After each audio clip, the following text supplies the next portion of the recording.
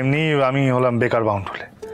এমনি সবাই বলে যে আমি অকাজ করে বেড়াই, কুকাজ করে বেড়াই, কিন্তু আমি বুঝেছি যে এটাই আমার কাজ, আর এটাই আমি করতে চাই, আর এটা আমি করব।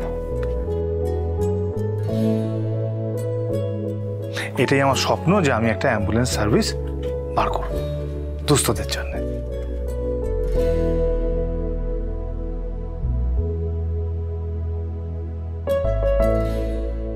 হ্যাঁ,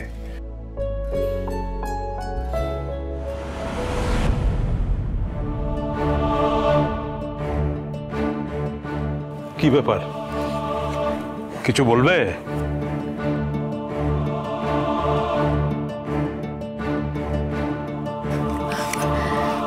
আপনাদের জন্য চা এনেছি। কে আনতে বলেছে চা? হ্যাঁ, আমি বলেছি তোমাকে? বলেছি?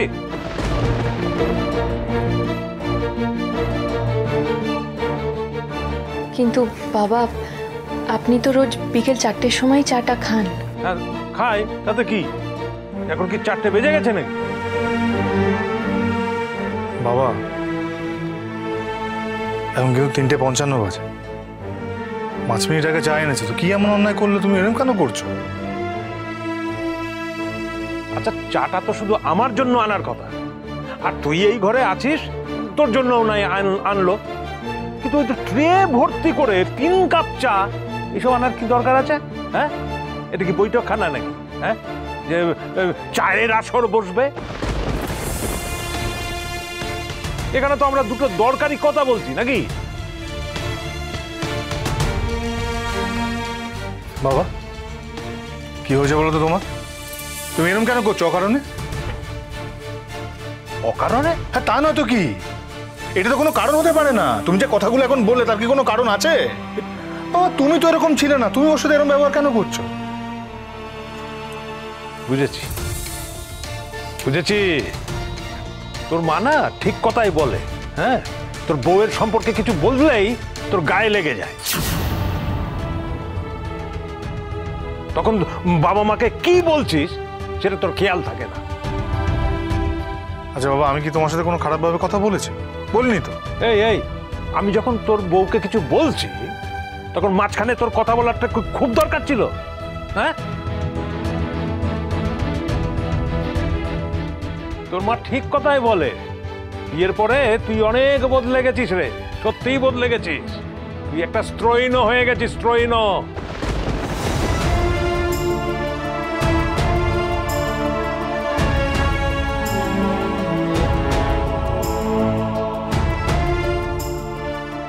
আচ্ছা বাবা, আমি মানছি আপনি আমার প্রতি বিরক্ত। আমার কোনো ভুল হয়ে থাকলে আমি সত্যিই দুঃখিত। কেন? কিসের জন্য দুঃখিত? কিসের জন্য দুঃখিত হওয়ার মতো কোনো কাজ করে কেন চুপ করবো? কেন? বাবা, আপনার ছেলে অবশ্যই বদলেছে বাবা, কিন্তু তারই পরিবর্তনগুলো আপনার চোখে পড়ছে না বাবা?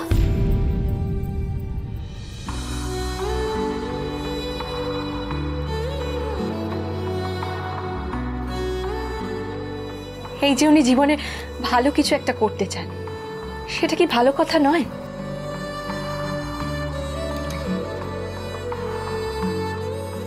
এই যে উনি রোজ রাতে আর মদ খান না, এই যে উনি একটা অ্যাপ ডেভেলপ করলেন, উনি একটা অ্যাম্বুলেন্স সার্ভিস শুরু করতে চাইছেন, এগুলো কি ভালো কথা নয় বাবা?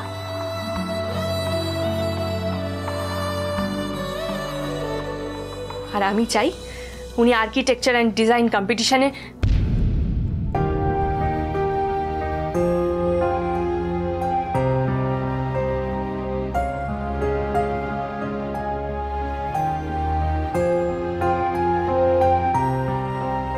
এই শোনো শোনো শোনো, তুমি না স্বামীকে অত গাছে চড়িও না।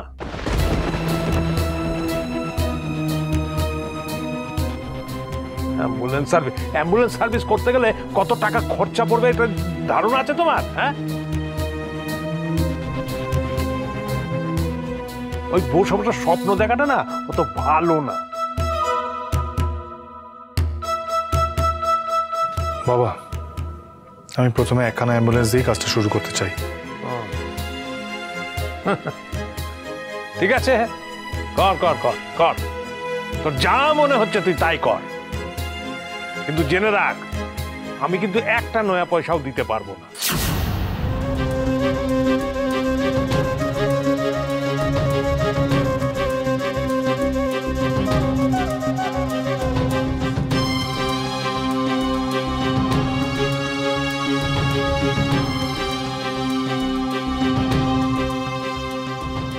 বাবা,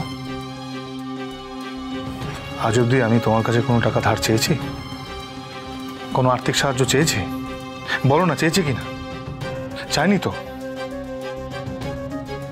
আমি শুধু তোমাকে এটা জানাতে এসেছিলাম, তোমার মতামত নিতে এসেছিলাম, তোমার থেকে আর্থিক সাহায্য চাইতে নয়, তোমার থেকে টাকা ধার নেওয়ার জন্য তোমাকে বলিনি।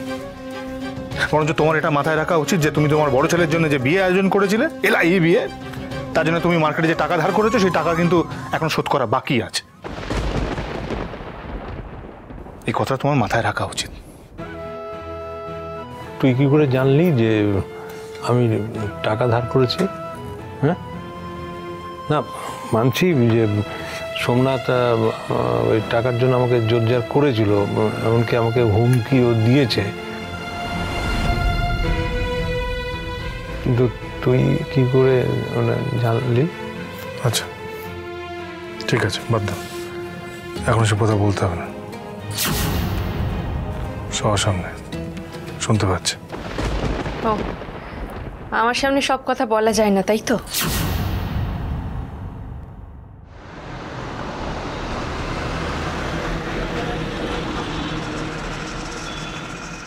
তুমি বা কন্টিনিউ কথা কেন বাড়িয়ে যাচ্ছ বুঝতে পারছি না। হলো তো কথা, দেখছো তো শরীরটা খারাপ, তর্ক করার তো কোনো দরকার নেই। আমি তো শুধু না, আর নয়, বাবার সাথে কথা বলছো, বুঝে কথা বল। আমি সোমপ্রিয়ার শাস্তি চাই। আমার সামনে সব কথা বলা যায় না, তাই তো? বেশ, তোমরা সব কথা আমার থেকে লুকোতেই থাকো, লুকোচুরি খেলতে থাকো। আরে আরে শোনো শোনো শোনো, মরে কোথায় যাচ্ছ তুমি? দুমদাম রাগ কেন করো বলো তো? আরে বোঝো ব্যাপারটা, আমি বাবাকে বলছিলাম একটা জ্যাকপটের কথা। জ্যাকপট মানে লটারি, যেটা লটারি লেগে যায় ব্যাস, তাহলে 70 লক্ষ টাকা যেটা আছে তাহলে টক করে দিয়ে দিতে পারবে, কোনো সমস্যা নেই, একেবারে সব শোধ হয়ে গেল। আমিও তো বলেছিলাম বাবার টাকা ফেরত পেতে আমি বাবাকে সাহায্য করব, কিন্তু সেসব আর হলো কোথায়? আমার কথার তো কোনো দামই থাকছে না। এই শোনো শোনো, তোমাকে না এই পরিবারের ভালোর জন্য কিচ্ছু ভাবতে হবে না, ঠিক আছে? হ্যাঁ, এই পরিবারের ভালোর জন্য তোমার আর মাথা গলানোর প্রয়োজন নেই।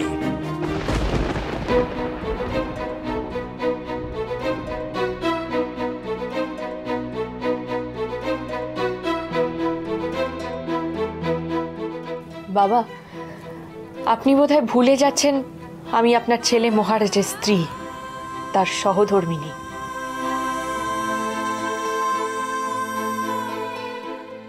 আর আমি এবং আপনার ছেলে দুজনেই আপনারই অনুরোধে দুজনে দুজনকে বিয়ে করতে বাধ্য হয়েছিলাম।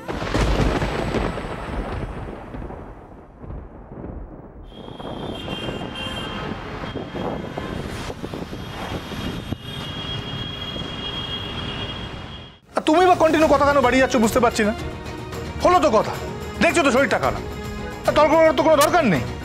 আমি তো শুধু না, আর নয়, বাবার সাথে কথা বলছো, বুঝে কথা বল। আমি সোমপ্রিয়ার শাস্তি চাই।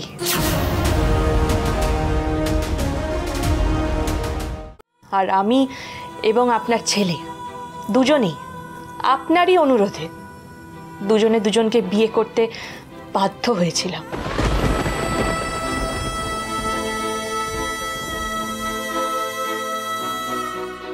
তাহলে কেন বলুন তো বাবা, আমাকে আপনি এভাবে নিজের থেকে দূরে সরিয়ে দিচ্ছেন?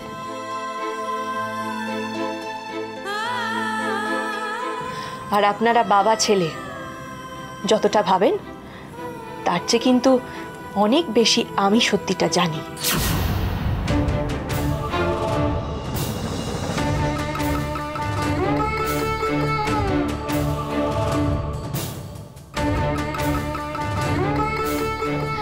আমি তো আপনার ছেলের কোনো ক্ষতি চাই না বাবা, বরং চাই উনি জীবনে সব কিছু পান। উনি এত মেধাবী। আচ্ছা, ইঞ্জিনিয়ারিং এ তোমার কোন স্ট্রিম ছিল? আমার এই এই শোনো, তোমাকে আমি আবারও বলছি, তুমি এই বাড়ি আর বাড়ির লোকেদের সম্পর্কে মাথা গলানোটা বন্ধ করো।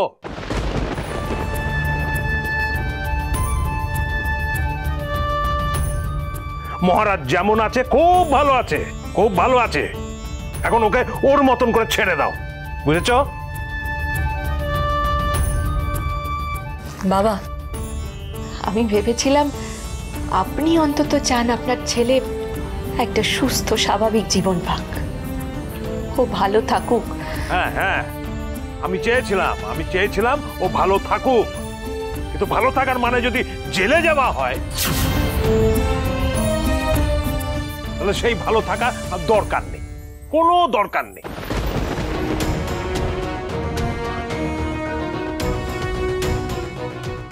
প্লিজ, অনেক হয়েছে। তোমরা একটু চুপ করো না।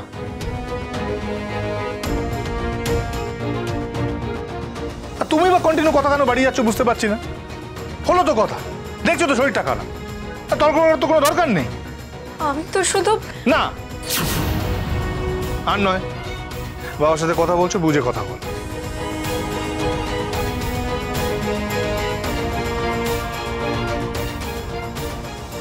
আমি সোমপ্রিয়ার শাস্তি চাই।